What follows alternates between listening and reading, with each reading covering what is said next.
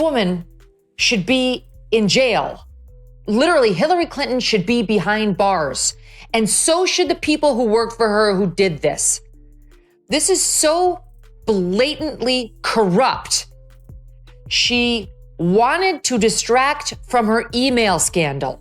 She cooked up a plan to accuse Trump of being a Russian agent in order to distract from her own legitimate scandal. She made up a scandal about Trump being a Russian asset. And they banked on the intel agencies working with her to perpetuate this lie, and it appears they were only too happy to assist.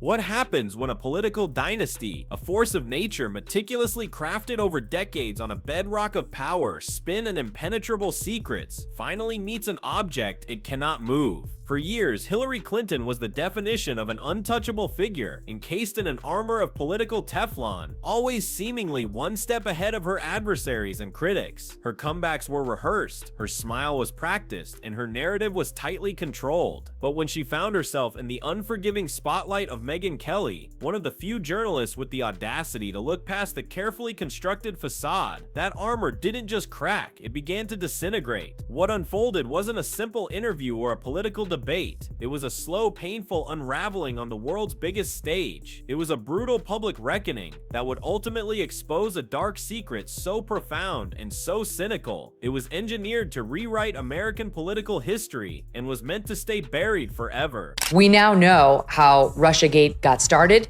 and we know that it was all a lie started by the Hillary Clinton campaign. That the Hillary Clinton campaign realized she was in trouble because of her email scandal, which had broken in 2015 in the wake of Benghazi. We found these emails of hers that were weird, and people were like, what server was that on, and so on. And it created a problem for her all the way up to a bit more of a description. Here's a part, I won't make you watch the whole, a part of the trailer for Gutsy. Okay, here we go. We're hitting the road to shine a light on women who inspire us to be bolder and braver. Leadership doesn't look one way. It's a giant rainbow. You're not gonna break me down. You'll get worn out before I do. Women who push us outside our comfort zone. The origin of this epic collision course wasn't a grand political battle, but a quiet, technical decision that would grow into a political nightmare. Hillary Clinton's emails. This was never just about using a personal email account for convenience. As Secretary of State, one of the most sensitive positions in the US government, she exclusively used a private email server housed in the basement of her home in Chappaqua, New York. This single choice meant that all of her official government communications were happening outside the secure, archived, and legally mandated federal system. When this was discovered, it triggered a political firestorm. The questions were immediate and devastating. Was classified information exposed to foreign hackers? Did this system exist to shield her communications from Freedom of Information Act requests and congressional oversight? It wasn't just a security risk, it fed directly into the oldest and most damaging public perception of the Clintons, that they operated by a completely different set of rules, believing they were above the laws that govern everyone else. This wasn't just a mistake to millions, it was the ultimate act of political arrogance. The FBI, under Director James Comey, was forced to launch a full-scale criminal investigation, casting a dark shadow over her inevitable presidential campaign. So Hillary Clinton is now pretending like she did not call Donald Trump an illegitimate president when he beat her in 2016. She's expressing her horror and how indignant she is over him challenging the 2020 election results. And okay, that's fine. You can say you don't like how Trump behaved after, whatever, his loss, January 6th, the whole bit. But you cannot, if you are Hillary Clinton, play the whatever challenge and election. By the summer of 2016, Hillary Clinton's campaign was in trouble, and they knew it. James Comey had delivered his now infamous press conference. While he controversially announced that he would not recommend criminal charges, his words were a political death sentence. He publicly eviscerated her judgment, calling her and her staff extremely careless in their handling of very sensitive, highly classified information. He laid bare the fact that hostile actors had likely gained access to the accounts of people she corresponded with. The not guilty verdict came with a character assassination attached. For any other political candidate, it would have been the end of the road, but the Clinton machine pushed forward. Even as the polls began to tighten, the sense of inevitability that had surrounded her candidacy was evaporating. The email scandal simply wouldn't go away. Every time she tried to talk about policy, a reporter would ask about the server. The air of suspicion was suffocating her message. As the election drew closer, insiders described an atmosphere of growing panic within the campaign. They were facing a crisis of trust with a candidate who was widely seen as secretive and dishonest. They needed something to change the conversation, something explosive. They needed a weapon, a political Hail Mary so powerful it would make the email scandal a distant memory. And it was in this crucible of desperation that a plan was allegedly born, a plan not to solve their own problem, but to create an even bigger one for their opponent. You guys, but just for the record, let's play SOT 10. I do think that he knows that he's an illegitimate president. I believe he knows he's an illegitimate president. He knows that there were a bunch of different reasons why the election turned out the way it did. And as I've been telling candidates who have come to see me, you can run the best campaign, you can even become the nominee, and you can have the election stolen from you. The plan was a masterclass in political subterfuge, designed with layers of deniability. According to extensive reporting and subsequent investigations, the Clinton campaign and the Democratic National Committee funneled money through their powerful law firm, Perkins Coie, specifically through a lawyer named Mark Elias. This acted as a firewall, shielding the campaign from direct financial connection to what came next. Perkins Coie then hired a Washington, D.C. opposition research firm, Fusion GPS, run by a former journalist named Glenn Simpson. Their mission: dig up anything and everything that could destroy Donald Trump. Fusion GPS, in turn, outsourced the most sensitive part of the operation, hiring a man named Christopher Steele, a former MI6 agent who had once run the British intelligence agency's Russia desk. What Steele produced would become one of the most infamous and consequential documents in modern political history, the Steele dossier. It was a collection of memos filled with shocking, lurid, and most importantly, completely unverified allegations. It was political dynamite. The dossier didn't just accuse Trump of having shady business deals in Russia. It painted him as a compromised puppet of the Kremlin, a Russian asset who had been cultivated by Vladimir Putin for years, even alleging that the Russians had blackmail material on him. And as she got closer to Election Day, she decided to concoct 2 lies about Donald Trump to distract from her email scandal. She got the Steele dossier through this Fusion GPS company that her campaign paid, and she got this group CrowdStrike, which was the one responsible for the hack into that. That's the one that said that the Russians hacked Hillary Clinton. Just weighed in publicly again on why she lost. And just in case you were thinking it was because she didn't go to Wisconsin, you are wrong. It is you, women of America. It is your fault. She now sits down for an interview and decides that the reason she didn't win is American females. That they didn't like that she wasn't.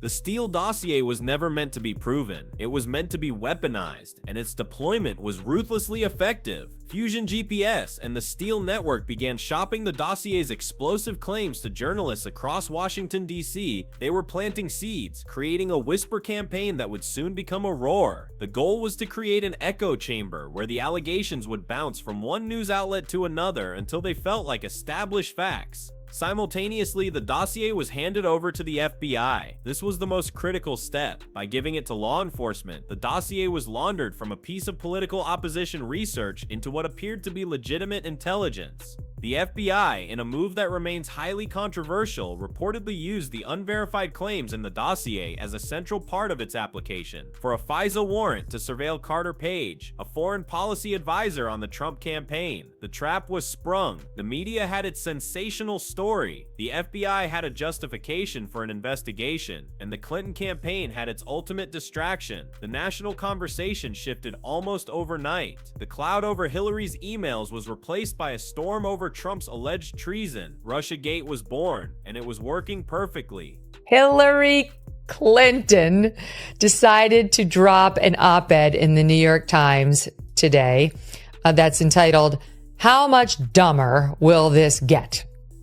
And she uses Signalgate and the messaging by Pete Hegseth and Mike Walls and JD Vance and Tulsi and others on there as the jumping off point to talk about how dumb the Trump administration is.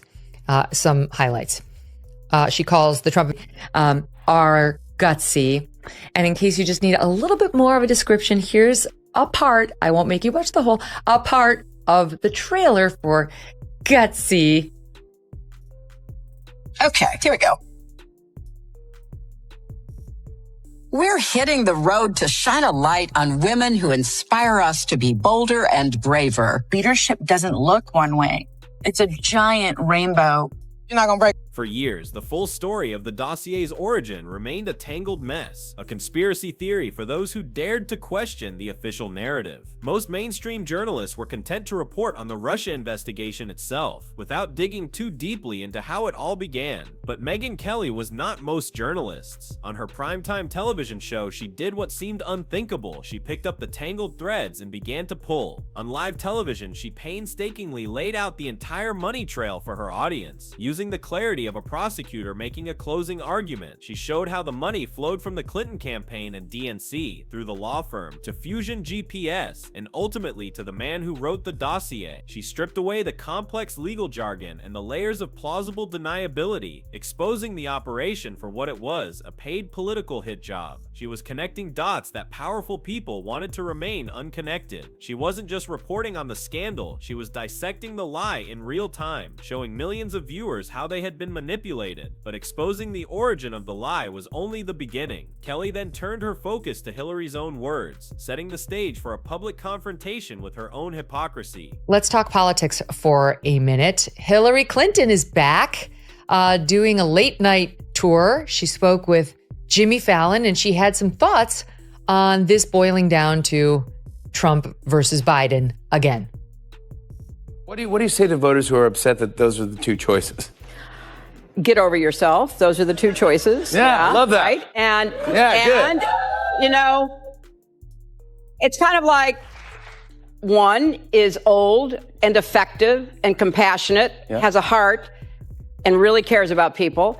And one is old and has been charged with 91. After the 2020 election, as Donald Trump challenged the results, Hillary Clinton positioned herself as a guardian of democracy. She spoke with grave concern about the danger of a candidate refusing to accept a loss, calling it a threat to the very foundations of the republic. But Megyn Kelly and others had kept the receipts. They began replaying a montage of Hillary's own statements from the 4 years she spent after losing in 2016. The clips were damning. Over and over, she had called Donald Trump an illegitimate president. She told audiences at her speaking events, "I believe he knows he stole an election." She went further, telling candidates who came to see her for advice, "You can run the best campaign, you can even become the nominee, and you can have the election stolen from you." The double standard was so blatant it was almost comical. When confronted by TV host Bill Maher about her claims, she didn't soften her stance. She doubled down. Kelly didn't need to shout or spin. She simply held up a mirror to Hillary Clinton, and the reflection showed a politician who seemed to believe that the rules of democratic sportsmanship only applied when she won. It was a moment of hypocrisy so profound it was impossible to ignore. Joe and Kamala can win by 3 million votes and still lose. Take it from me. So we need numbers overwhelming so Trump can't sneak or steal his way to victory. Okay. So why can't a smart guy like Maher know that? I mean, he genuinely seemed surprised to hear this from me. He doesn't, I think it's just his true hatred.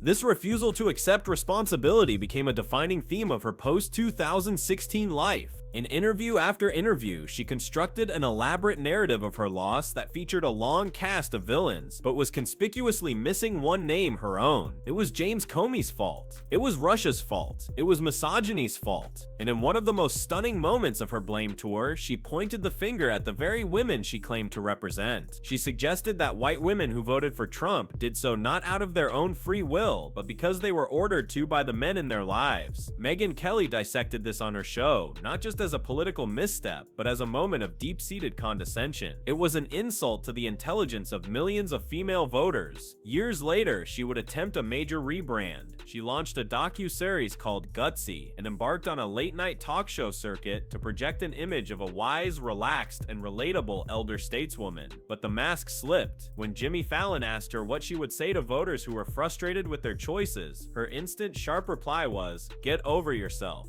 In that one phrase, the entire PR campaign collapsed. It was a glimpse of the unscripted Hillary, and for critics like Kelly, it confirmed everything: the entitlement, the dismissiveness, and the profound disconnect from the very people she once sought to lead. In the end, the myth of Hillary Clinton was not felled by a single powerful enemy, but by the weight of her own choices and words, illuminated for the world by a media figure who refused to play along. Megyn Kelly's role was not that of an attacker, but of a narrator, reading back the inconvenient truths from a script Hillary herself had written. The dark secret of Russiagate's origin became the defining chapter of her career. It revealed a campaign so desperate for power it was willing to unleash a political firestorm that would consume the nation, damage trust in our institutions like the FBI, and polarize the country for years, all to distract from its own scandal. Her staggering hypocrisy on the issue of election legitimacy, combined with her endless blame tour, solidified a legacy not of a trailblazer who broke glass ceilings, but of a political cautionary tale. She is no longer feared, she is a case study. The dark secret she tried to bury has now become the headstone on her political career, a permanent reminder of what can happen when the pursuit of power eclipses the pursuit of truth, and that is a story no amount of rebranding can ever hope to change.